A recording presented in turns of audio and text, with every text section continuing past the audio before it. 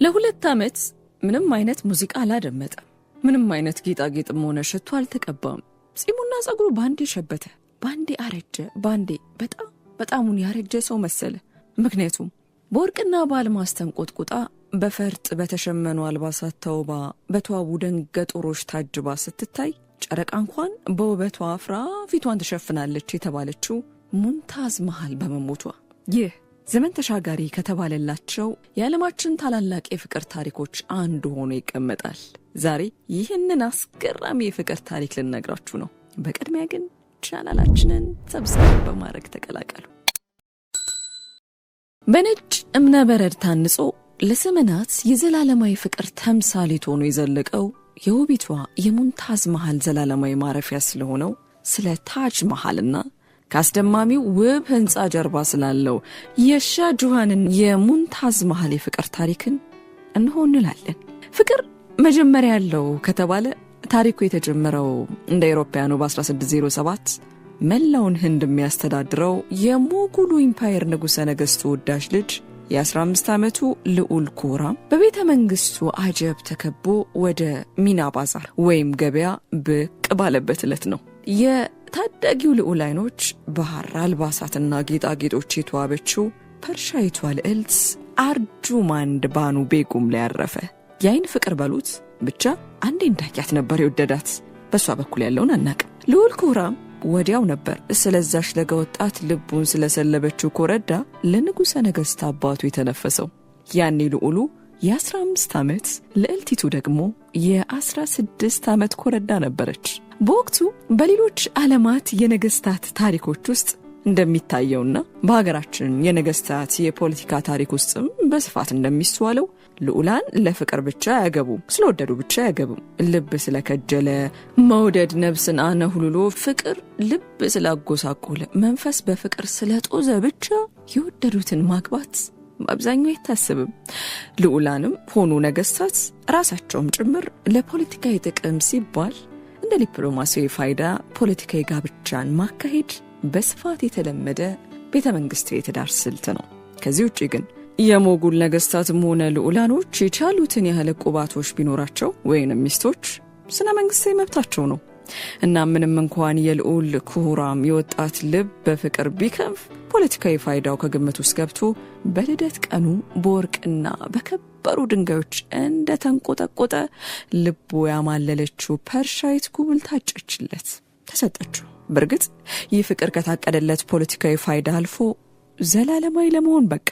ሞጉሎች ኃይለኛ ተዋጊ ናቸው። ስረ መሰረታቸው ከታዋቂው የሞጉሎች መሪ ጂንጂስ ካን ይነሳል። የሞንጎል ወረራ ጦር ከዚህ ታሪካዊ ወቅት ወደ ኋላ ባሉት ጥቂት 100 ዓመታቶች ውስጥ በክፍለ ዓለሙ ለነበሩ ስልጣኔዎችና ህዝቦች አስደንጋጭ የቀን ቅዠት ነበር። በነበሩበት ቦታና ዘመን ያለወደሙት ስልጣኔና ያልጨፈጨፉት ህዝብ የለም ማለት ይቻላል። ራቅ ባለው ዘመንማ ቻይና ራሱ እነሱን ወረራ ለመመከት ነበር በዝነኛው የቻይና ግንብ ግዛቷን ያጠረችው። ከዚህ ታሪካዊ ወቅት 100 ዓመታት ወደ ኋላ ባለው ጊዜ ከሰሜናዊ ህንድ በመነሳት አንዱን የህንድ ከተማ ሲቀጥል ሌላኛውን እየደረማመሱ በ2000 ዓመታት ጊዜ ውስጥ ለመጀመሪያ ጊዜ መላዋን ህንድ በአንድ ግዙፍ ግዛት ስር ለማስተዳደር በቁ። ቀስ በቀስም ሞንጎሎች የሚያስገብሯቸው ህዝቦች ሃይማኖትና ባህል እየተዋሃዳቸው መጣ። እናም በዚህ ታሪካዊ ወቅት ሞጉሎች ስልጡን የግዙፉ የህንድ ግዛት አስተዳዳሪዎች ሆነዋል። ሃይማኖታቸውም እስልምና ነበር። የብዙሃኑ የሂንዱ እምነትን አክብረው የሃይማኖት መቻቻልን እየሰበኩ በግዛቱ ስላለው ከ100 ሚሊዮን በላይ ለሚሆን ህዝብ ንግድና ኢንዱስትሪው፣ ሳይንስና ኪነ ጥበብም ሰምሮለታል። በአጠቃላይ ሞጉሎች የተዋጣላቸው ስልጡን አስተዳዳሪዎችም ሆነዋል። የጦር ስልት ታዋቂነታቸውና የኃይለኛ ተዋጊነታቸውንም የዘር ውርስ ሳይዘነጉ ማለት ነው። እንደ አውሮፓውያኑ በ1617 የ25 ዓመቱ ልዑል ኩራም የግዛቲቱን አማጽያንና ጠላቶቹንም አንድ በአንድ መደምሰስ ችሏል። ወጣቱ ልዑል በስኬት ላይ ስኬት፣ በድል ላይ ድልን ደረበ። እንዲሁም የንጉሠ ነገሥት አባቱ ተወዳጅ ልጅ የሆነው ልዑል ኩራም ይህ አንጸባራቂ ድል ሲታከልበት ንጉሠ ነገሥት አባቱ ሻህ ጀሃን የዓለም ንጉስ የሚል የማዕረግ ስም አጎናጸፈው። ለአንድ ገና ላልነገሰ ልዑል እንዲህ ያለ የማዕረግ ስም መስጠት ምን ማለት እንደሆነ ግልጽ ነው። የነገውን ብሩን የንጉሠ ነገሥት ተስፋን ያመላክታል። በዚህ ሁሉ ጊዜ ውስጥ ደግሞ የልቡ ንግስትና ከሌሎች ሁሉ አስበልጦ የሚወዳት የቤተ መንግስቷ ምርጥ the chosen of the palace ሙንታዝ መሃል ሲል የሚጠራት የልጅነት ፍቅሩ አብራው ነበረች።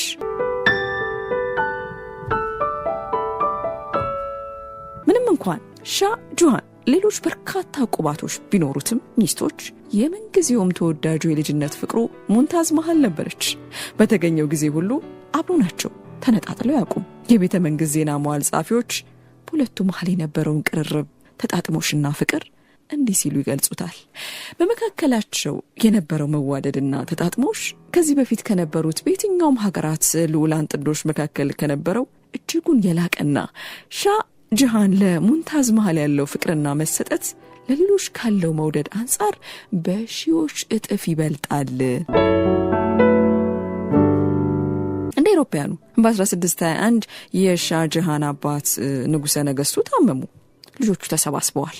ከአባትየው ሕልፈት በኋላ የንጉሠ ነገሥቱን ስልጣን ለመያዝ በልዑላኑ መሃል የስልጣን ሹኩቻ ተጀመረ። ሻህ ጀሃን በተገኘው ስልት ተጠቅሞ የስልጣን ተቀናቃኞችን አስወገደ። እናም ከ7 ዓመታት በኋላ እንደ አውሮፓውያኑ በ1628 በሞጉል ኢምፓየር ዋና ከተማ በሰሜናዊ ህንድ አግራ ላይ ቀድሞ አባቱ ያጎናጸፉትን ሻህ ጀሃን የሚለውን ማዕረጉን እንደተጎናጸፈ የንጉሠ ነገሥትነቱን ዘውድ ደፋ። ሻህ ጀሃን በጦር ሜዳ ጀግንነት ብቻም ሳይሆን በአስተዳደሩም ብልህና የተመሰገነ ሆነ። ሰፊውን ግዛቱን በፍጹም አስተዳደሩ ስር ወደ ብልጽግና መራት። ሞጉሎች እጅግ ሀብታም ነገስታት ናቸው። ህንድ ወደ ውጪ በምትልካቸው እንደ ወርቅ የከበሩ ድንጋዮች፣ ቅመማ ቅመምና የአልባሳት ንግድ ላይ ከብረዋል። በዋና ከተማ አግራ ውስጥ ባለውና ቀዩ ምሽግ በሚሰኘው ሰፊ ቅጥር ውስጥ በሚገኙት ቤተ መንግስቶች ውስጥ ሻህ ጀሃንና አጠቃላዩ ንጉሳዊ ቤተሰብ የተንደላቀቀ የቅንጦት ሕይወትን መምራት ጀመሩ።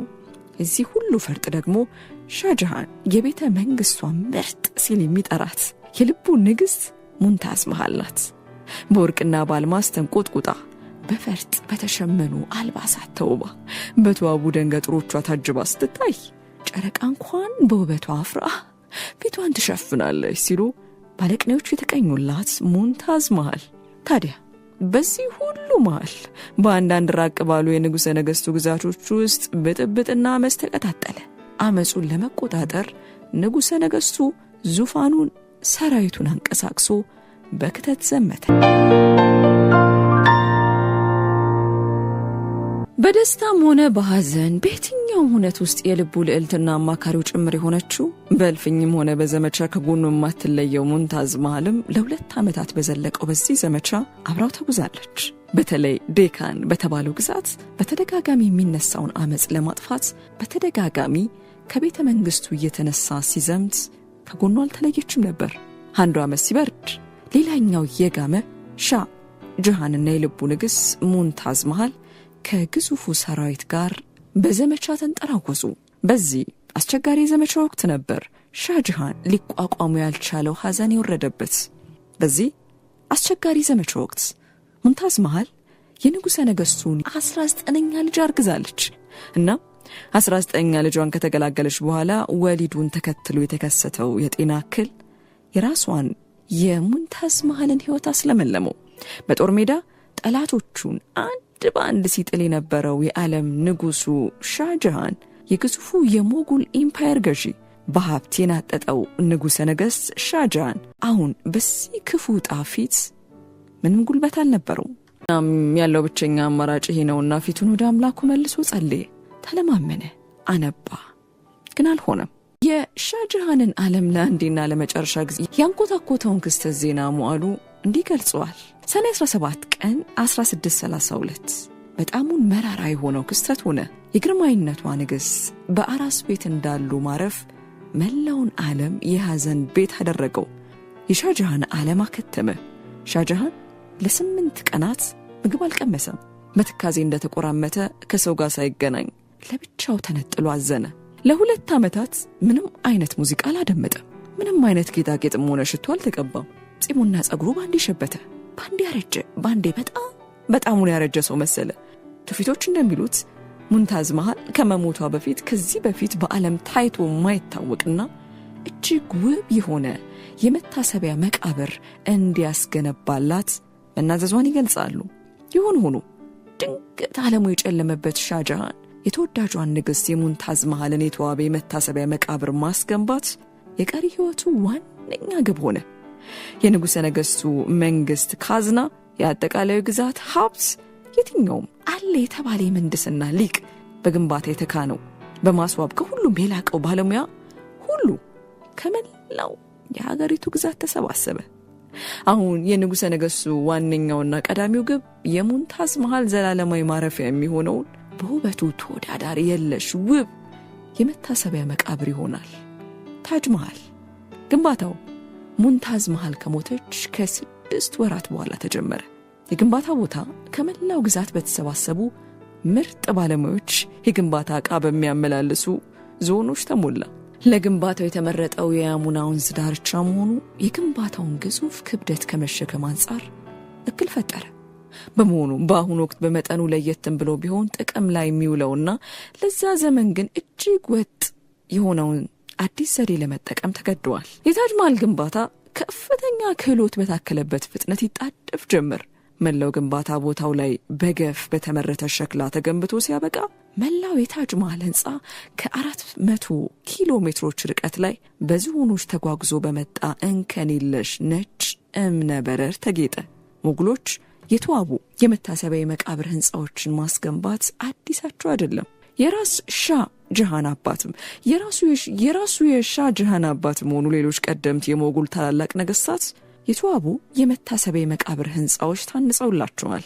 ይህ የሙንታዝ መሃል ዘላለማዊ ማረፊያ ግን ከነዚህ ሁሉ ቀደምት ግንባታዎች በውበቱ የላቀ መሆን ነበረበት እና የሻህ ጀሃን መሐንዲሶች ከዚህ በፊቶቹ ህንፃዎች የተለያዩ ማራኪና አቢ ገጽታዎችን በማዋሃድ እንደ ብዙዎቹ ግምት እስከዛሬ በሰው ልጅ ታልመው ከታነጹ ውብ ህንፃዎች ሁሉ ተወዳዳሪ የለሹን ታጅ መሃልን ያንጹት ጀመር። ዋናውን ህንፃ የከበቡትን 4 የሚናሪ ማማዎችን ከሻህ ጀሃን አባት የመታሰቢያ መቃብር ህንፃ ወስደዋል። የታጅ መሃል ጉልመለያ የሆነውና መሐንዲሶች አሁን ድረስ የሚደመሙበትን 40 ሜትር ከፍታ ያለውን ጉልላት ደግሞ ከሌላ ቀደምት የሞጉል ስመጥር ሰው የመታሰቢያ መቃብር ነው የወሰዱት።